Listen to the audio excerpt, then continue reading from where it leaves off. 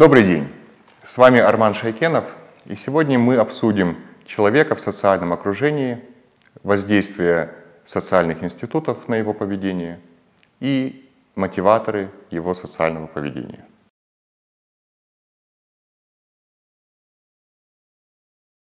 Что движет поступками?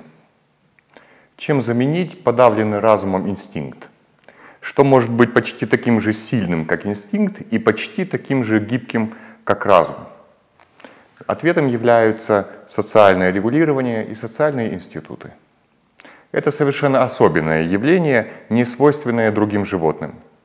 Очень сложно организованные сообщества насекомых обходятся без институтов. Очень разумные шимпанзе, интеллект которых соответствует интеллекту 4-летнего ребенка, способные к абстрактному мышлению, к речи и даже обучению речи своих детей, тоже живут без социальных институтов. Что такое социальные институты и социальное регулирование с точки зрения права, мы еще будем обсуждать. Но уже сейчас ясно, что это устойчивые формы поведения не биологической природы. Пока же давайте задумаемся над тем, что конкретное социальное поведение каждого человека оказывается многослойным.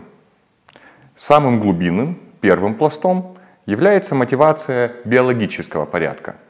То, что осталось в нашей психике от инстинктов. Этот слой обеспечивается эмоциями. Вторым, следующим пластом, является социальное регулирование. Приложение готовых моделей поведения к конкретной ситуации, в которой находится человек. Этот слой обеспечивается той или иной формой власти. И, наконец, разумный поведенческий выбор, который является решающим и последним. Этот слой обеспечивается волей. Мы продолжим обсуждать мотиваторы социального поведения человека чуть позже.